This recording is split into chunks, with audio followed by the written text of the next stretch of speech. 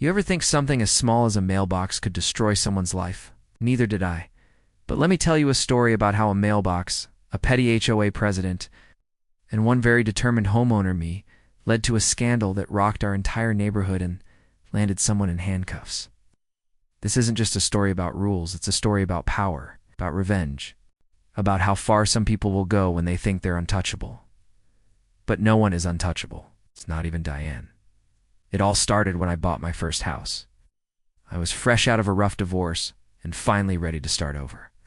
I found a cute 2-story home in a well-maintained suburban neighborhood. It was peaceful, had a community pool, and honestly felt like a dream.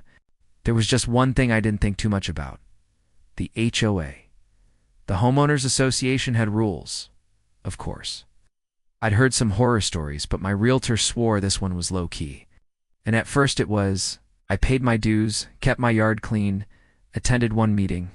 Easy, that is, until I replaced my mailbox. The original mailbox was rusted, crooked, and barely standing. I thought I'd do something nice, replace it with a sleek, black, modern one that matched my house's new trim. It cost me $180 and a Sunday morning of sweat and sore arms. 2 days later, I got the first letter from the HOA, a violation notice. Apparently, my new mailbox did not meet community standards. It needed to be exactly like the others, white with a bronze flag, not black with a silver one. I thought it was a mistake, so I called the number on the notice and got directed to Diane. Diane was the HOA president hand. If you've ever met a woman who takes a little authority way too seriously, you know exactly who I'm talking about. She was calm but sharp. The rules are clearly stated in the handbook, she said.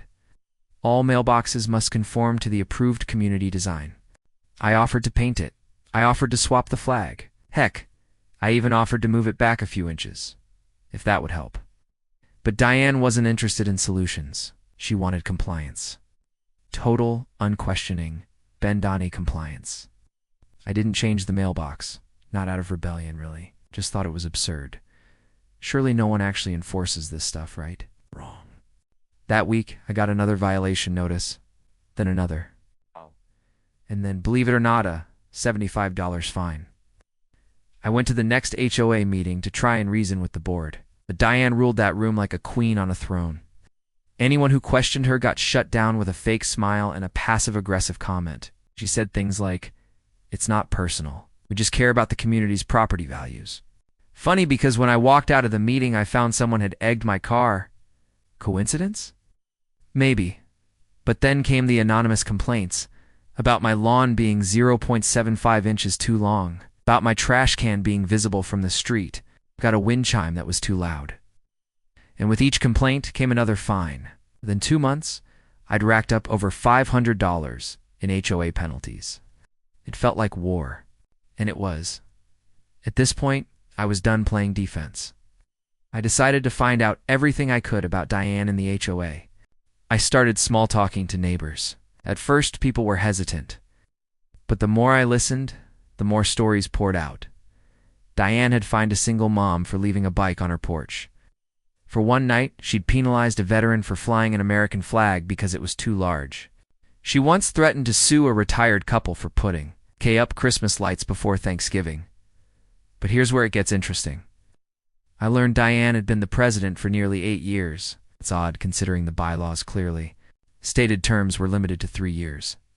So how did she stay in power? Well, she'd quietly postpone elections, announce them in barely visible fonts on obscure pages of the community website. And when no one showed up, she'd declare herself re-elected by default. Shady, right? I went deeper.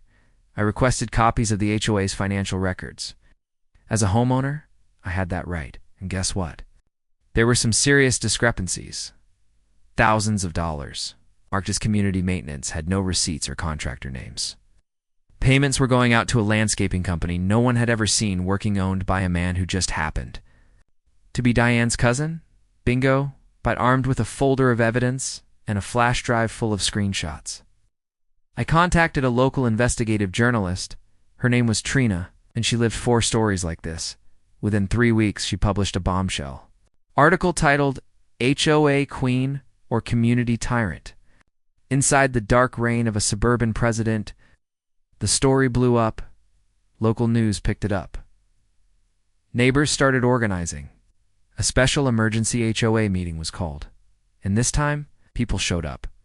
Diane tried to maintain control. In a pearl necklace and red blazer like it was business as usual, but she wasn't ready for what came next. Trina was there. So was a lawyer representing a group of us homeowners.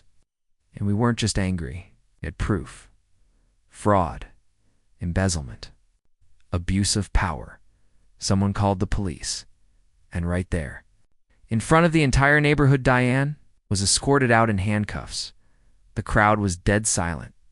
And then someone clapped, then another, until the whole room erupted. It's been a year since. Diane was removed. She's facing criminal charges and can't come within 500 feet of any HOA meeting again. We held real elections, voted in new leadership, put real transparency in place. And guess what? The communities never looked better. The pool got repaired. Dues went down. People actually wave at each other again. Oh, and my black mailbox? It's still standing, shiny, sleek, and a little crooked from that first installation. But now, a symbol of standing your ground, of not letting petty tyrants win, and of what can happen when you dare to say no.